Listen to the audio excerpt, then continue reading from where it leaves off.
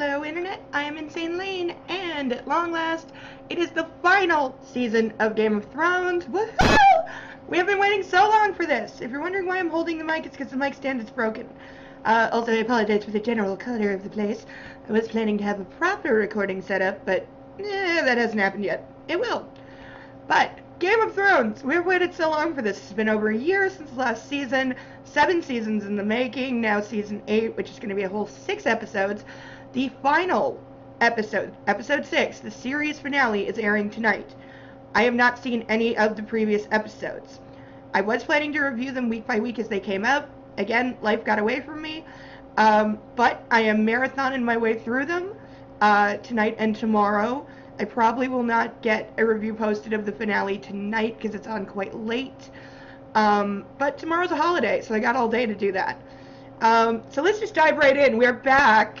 We're back, and there's a new opening theme, which, not a theme, apologize. The song is the same, but the map has very much changed. I think they spent the whole year on this, and only this, because it's really gorgeous. The graphics have had an upgrade.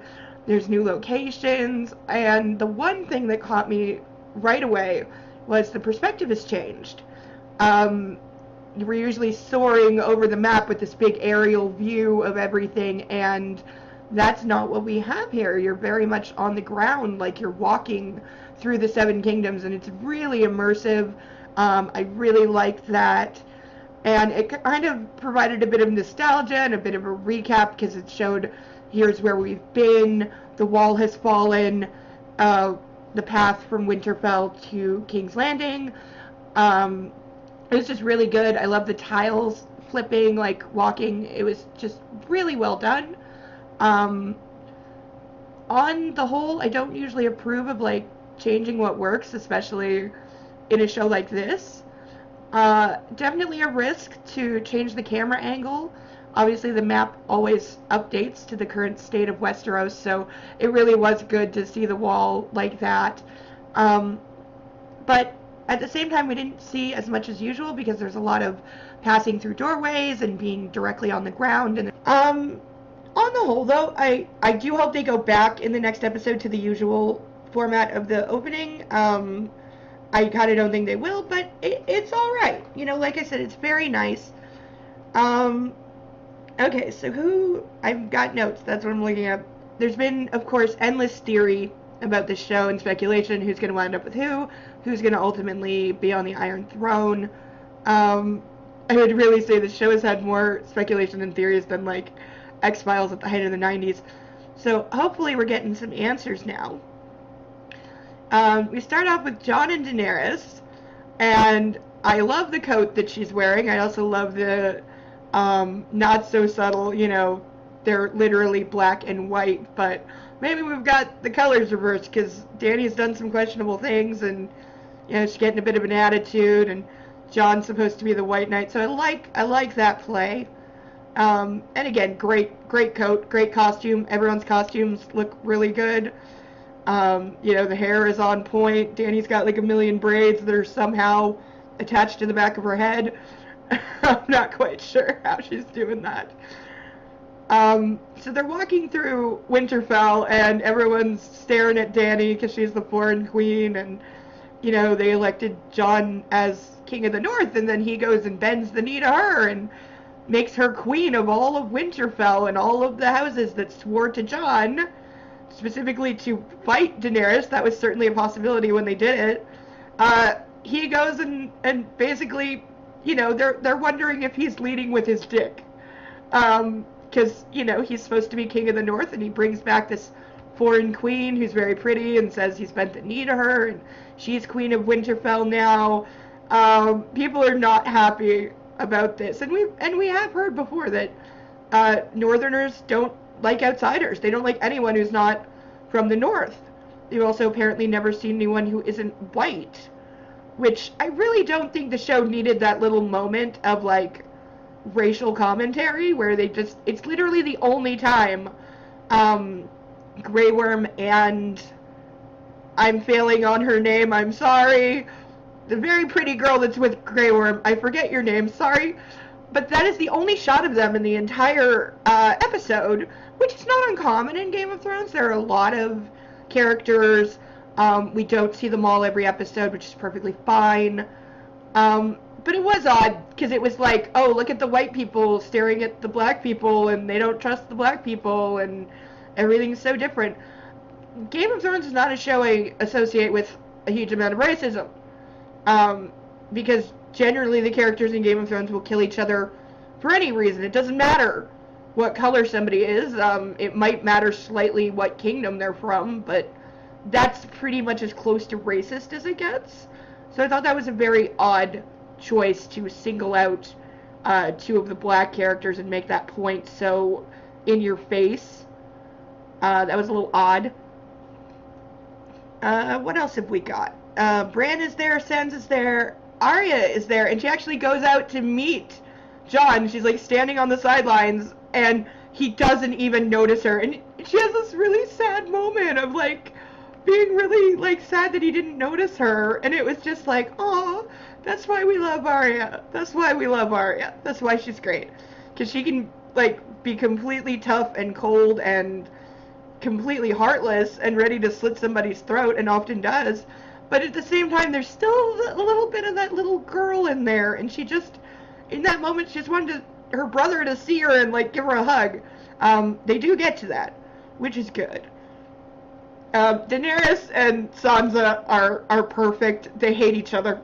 They absolutely hate each other, like, on sight, and you can tell. The chemistry is great. They share a couple of little looks to each other. About 3 times in the first 10 minutes, which was great. And they both are well aware of this. They know they don't like each other, and they are not getting along well. They're very much fighting over Jon as much as anything. It's not just that Sansa is pissed off with this foreign queen. She is, and she's angry with Jon for being so stupid. You know, how could you not consult me about this? We're supposed to rule together, make decisions together, and, you know, let's face it, there's a reason one of the biggest catchphrases from this show is, you know nothing, Jon Snow. Because he doesn't. That is kind of the entire point of the series. He doesn't know himself. He doesn't know his own history. He doesn't know who he is, where he comes from, and he usually does the wrong thing in a situation, and yet somehow has kind of mastered failing upward through, like, sheer, I'm a good guy and I'm honorable, therefore I win. He does get quite a few reprisals for that reason, which I'm not so sure about. You know, he's a good person, but he ain't that bright sometimes, and later in the episode, Sansa does make that point to him, because, of course, almost immediately, all the other lords that voted Jon Snow King in the North are like, yo, dude, what up? We swore our loyalty and fealty to you as King of the North. We made you Jon the King. And now you've just immediately handed that crown to someone we've never met, never heard of. And we've heard some pretty, well, we've heard of her because we've heard the bad things. We've heard that she's crazy. Also, she's a Targaryen. The last one was mental. Dany's a little questionable in that regard. She might be a little crazy. She's done some questionable things. She's doing questionable things now. She also doesn't seem to have proper regard for the situation. I don't know if she doesn't fully get it or she just doesn't care. Dany's got a real single-mindedness to her. She does not give a damn that the people of Winterfell don't trust her or like her or want her here. Does not care. Kinda cares that Sansa doesn't like her, but only because she needs to use Sansa, and she knows it. And basically she spends the whole episode just flirting with Jon, and they go on a dragon ride. Also at the big meeting, Sansa points out, we did not store enough food for 2 more armies and some dragons. And we know dragons can eat a lot. I kind of wonder how they're, like, fed all the time. But I also think, you know, they're dragons. They probably, if they're hungry and there's, like, nothing around, they just, you know, fly wherever until they find a flock of sheep or something and help themselves. Because dragons. I also feel like the design of the dragons has changed a little, like their faces. They're certainly more detailed and more animated. Quite animated, actually, as we'll see. But, you know, in the midst of what's about to be a big squabble, Bran just very, very matter-of-factly goes, we don't have time for this.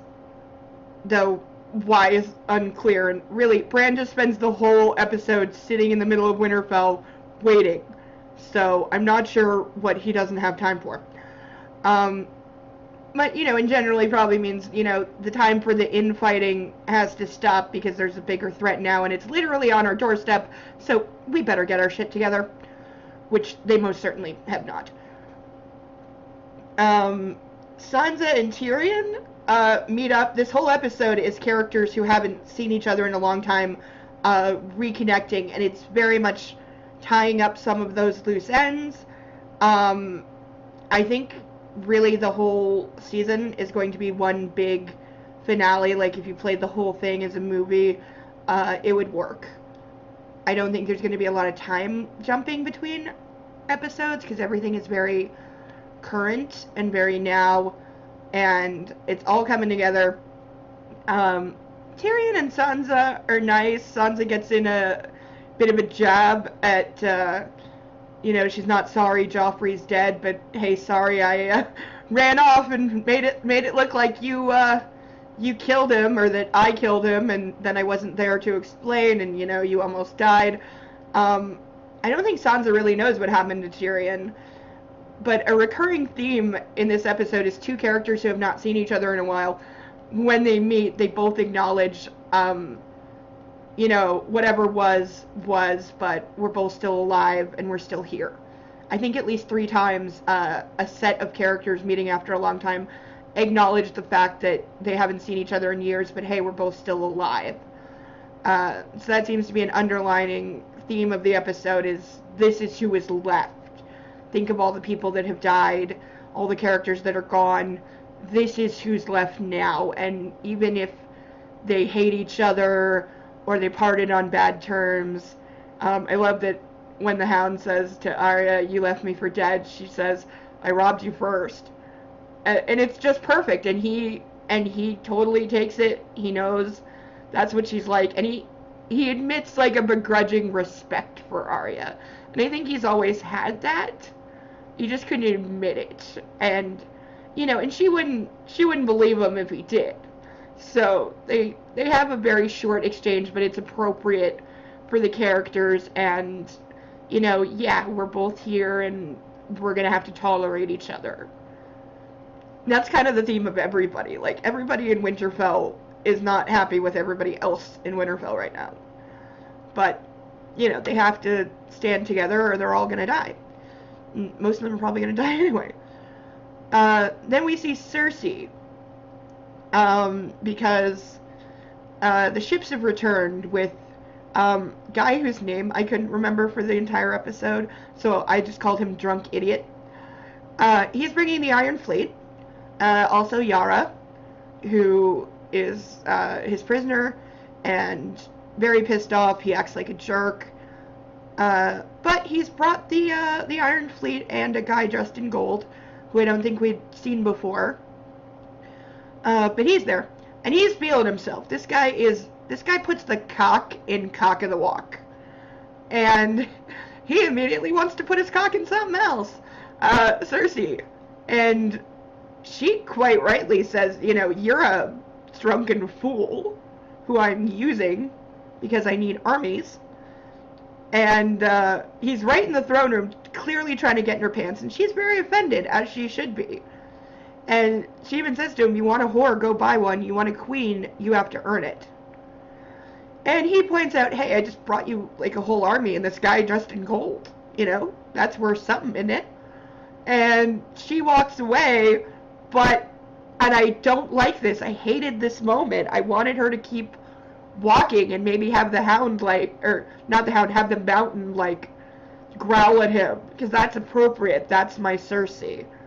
But she doesn't. She kind of breaks and gives this very lonely face. Credit to Lena Headey for for pulling that off and not looking contrived.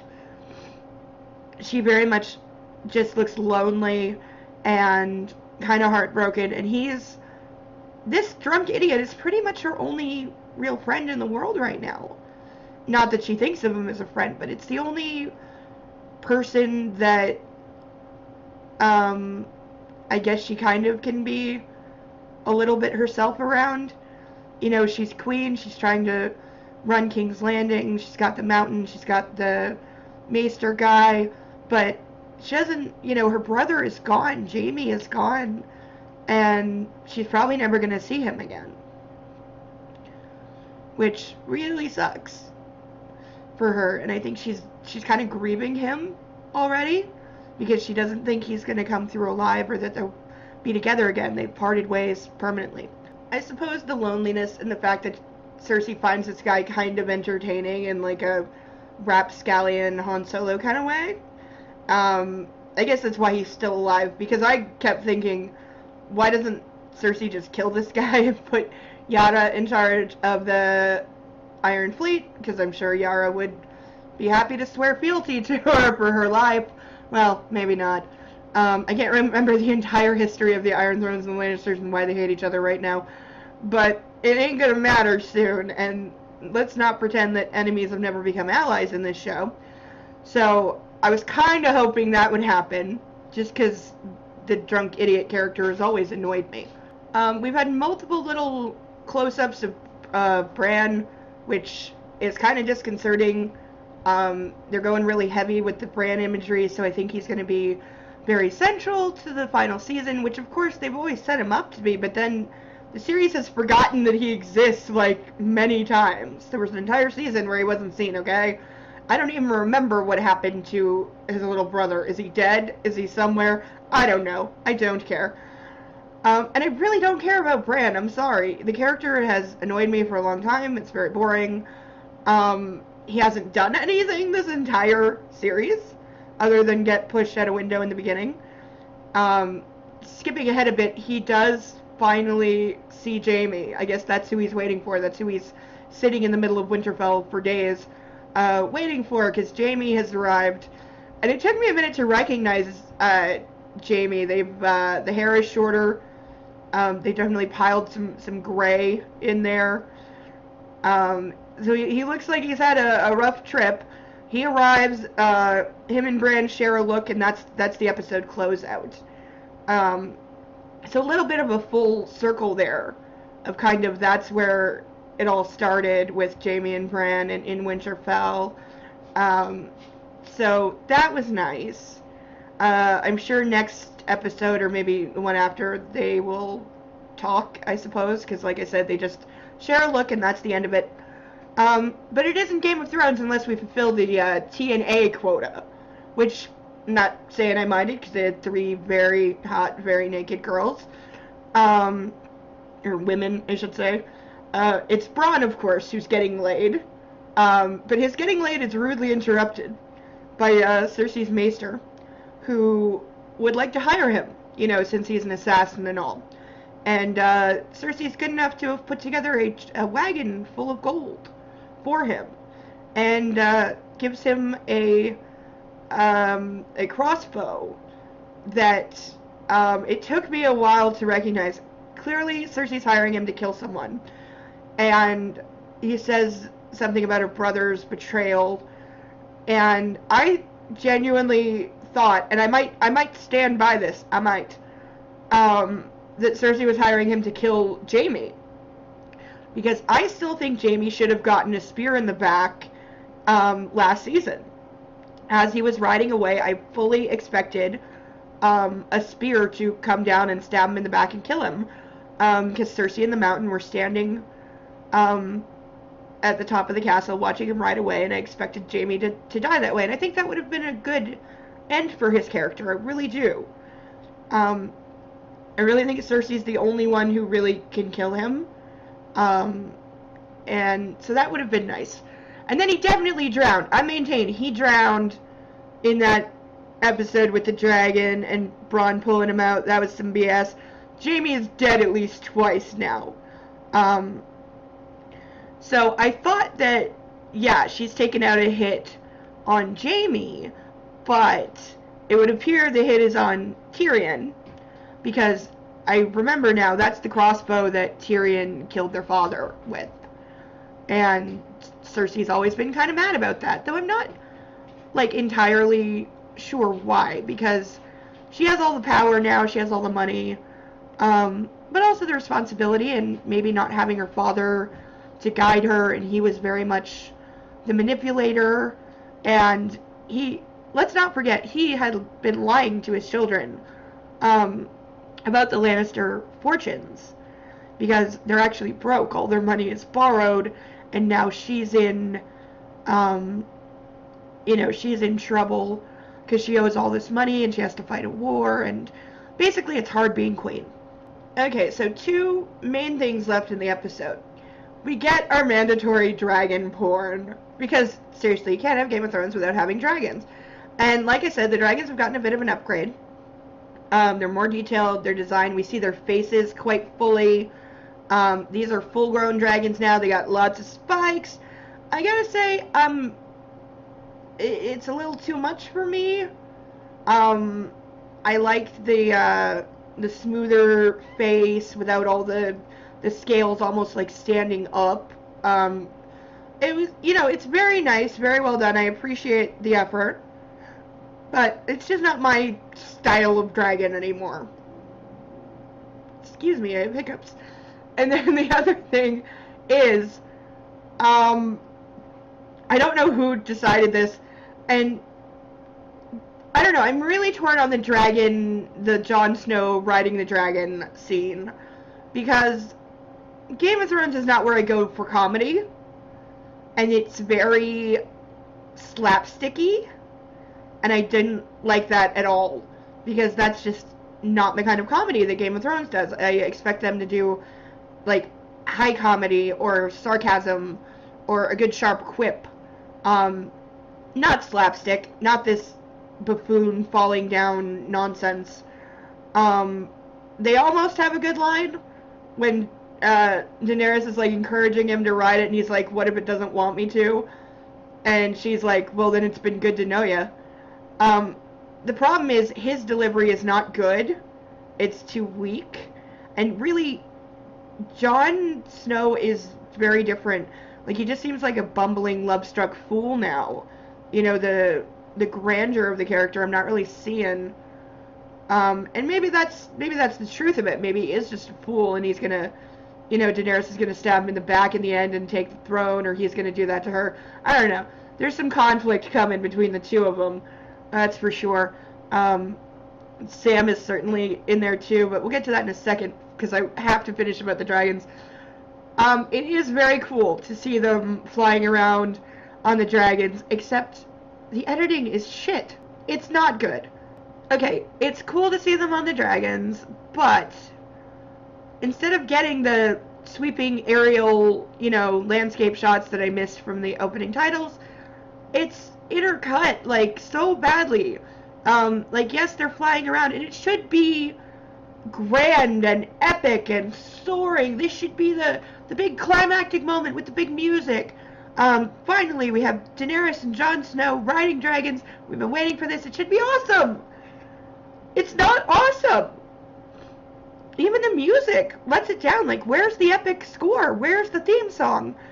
Because the whole time he's just going, ah, ah, ah, and he's like trying not to fall off the thing, and it's ridiculous, and it looks ridiculous, and you get close-ups of their faces, you get close-ups of him almost falling off, you get 1 second aerial view, then it's close-up of somebody watching them, and him going, ah, ah, ah, like, just, no, no, no, no, no, no, no, no, no, no.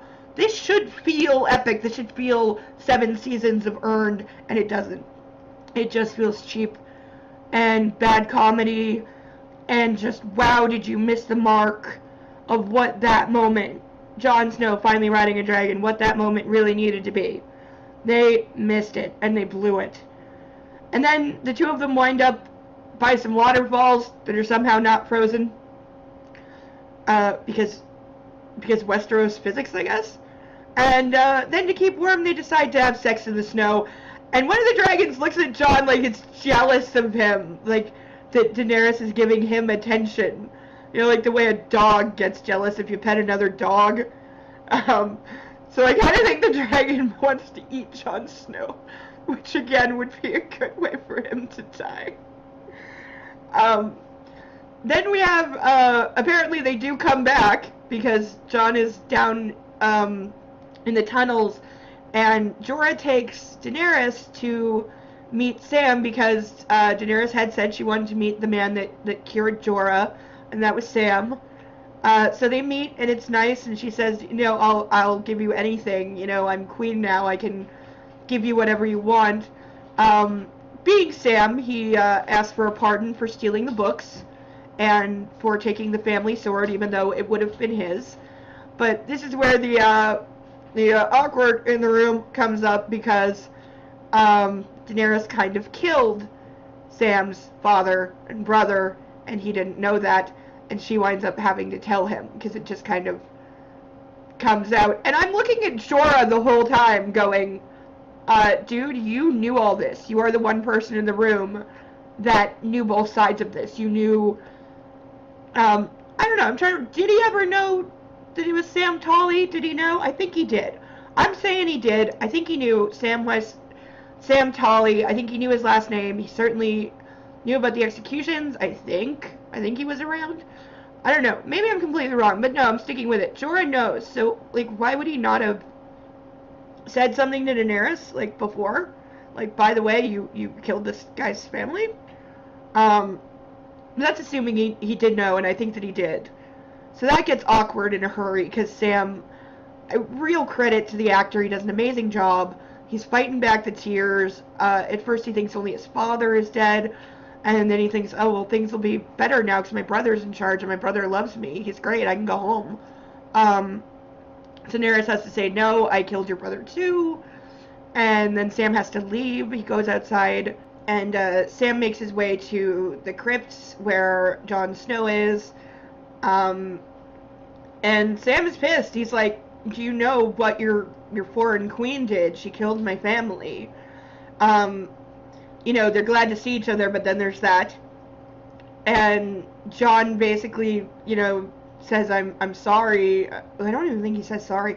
I don't know. Jon Snow is very, like, apathy is all he is. Like, he's just blah this whole time.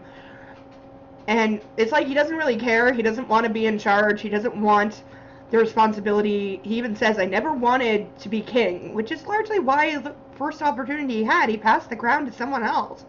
He doesn't want to be that guy.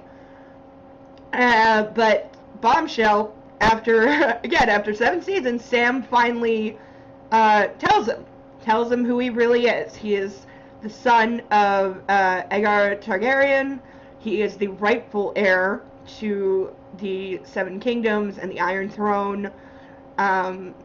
He's a Targaryen that Ned Stark had lied to him his whole life, which Jon, you know, tries to be like, you know, my father was the most honorable man in the Seven Kingdoms. That's his reputation. How dare you? And Sam is quick to say, well, you would have been killed. You know, you are the child of his sister, and you would have been killed. So, yeah, he lied to protect you, which makes sense. So, you know, Jon gets past that, but there's a lot of conflict because Sam wants retribution on Daenerys for his family, and at the same time, Tyrion, Viserys, and other guy whose name I can't remember are looking at the young lovers, Jon and Dany, and saying, you know, if we get them married, that'll really hold the Seven Kingdoms together, because fighting off the White Walkers, that's one thing, but we need the kingdoms united to really pull that off, and if we can keep them that way after, that would be nice for once. So yeah, conflict is a coming, because on the one hand we have a group that wants them to get married, and on the other hand there's several people that want them apart, and just the conflicts of the war are putting them at odds. So should get interesting. There'll be some relationship fireworks. Like I said, the episode ends with Jaime and Bran meeting, so I'm hoping that it picks up there next episode. Lots of things happened in this episode, a lot of meetings, a lot of reunions, but it didn't really advance the war story too much. We do get one scene with the walkers where the redheaded guy with the wildlings and some of the guys from Castle Black are they're looking for one of the lords that's supposed to be bringing his army. It's a little boy who is, I guess, the lord of that house. And we'd seen him earlier, and he said, I need more horses and wagons to bring my people. And so Sansa said, we'll send you what we can, and he returned to his people, so they go looking for him because they haven't come back to Winterfell. And they find a lot of blood, but no bodies. So we know who's been here. And then there's a big mural of body parts on the wall, with the little boy lord right in the middle. He's dead. And there's this big spiral of body parts, which I never really understood this arranging of the body parts, because we saw it in the first episode, and I think maybe one other time. I'm not really sure what it's for, if it's some kind of White Walker magic, or it's just a message. It said this is a message from the Night King. What that message is, I don't know.